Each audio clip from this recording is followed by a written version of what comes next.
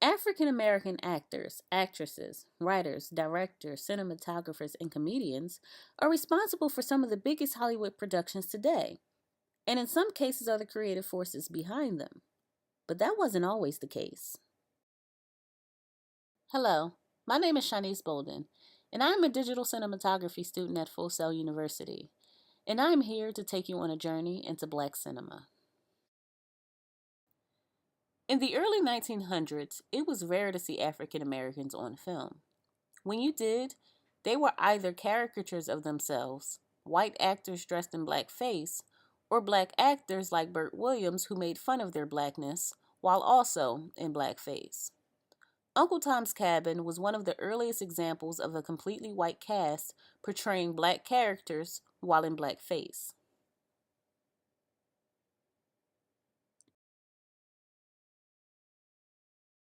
Several years later, the 1915 film by D.W. Griffith, Birth of a Nation, was introduced. Birth of a Nation was an extremely controversial film because of its bigotry, and for that, it is often regarded as the grandfather of racist films. Although there were African Americans in this film, the lead roles were again played by white actors in black makeup.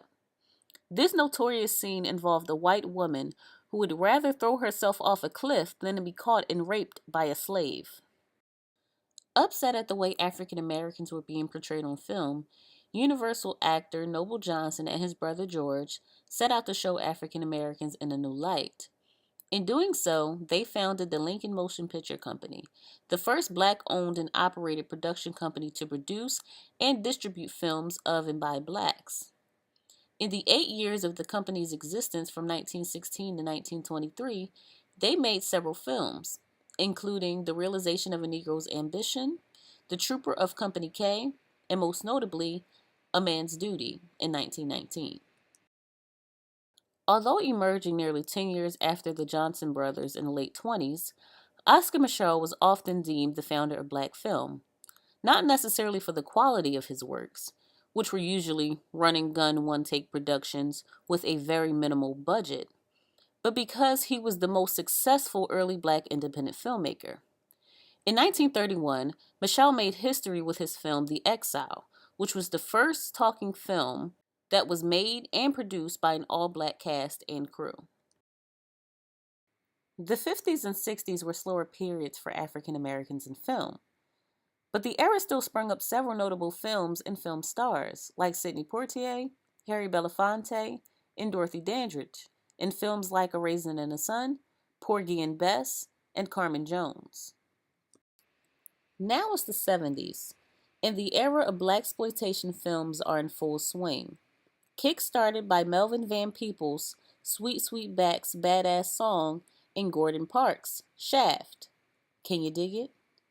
In these films and others during this time, black actors and actresses played heroic and powerful roles, like Jim Kelly in The Black Samurai or Pam Grier in Foxy Brown.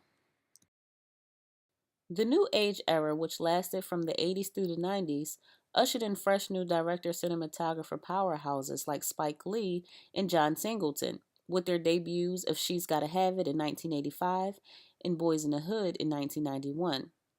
This era also brought forth films that were real and relatable to many African Americans like Poetic Justice, School Days, and Friday, not to mention two of the most quoted films in black film history, The Color Purple and Coming to America. At the turn of the century, things started to change for African Americans in film. Suddenly, African Americans weren't as restricted as they had been previously and were beginning to be treated as equals, at least in Hollywood. In 2002, something happened that has never happened before. Two African Americans, Denzel Washington and Halle Berry, took home Hollywood's highest honors for Best Actor and Actress in a Leading Role. Up until that point, only 14 Oscars has been given to African Americans in the Academy's 74-year history. But ever since then, that number just kept adding up and up and up. Will you be next?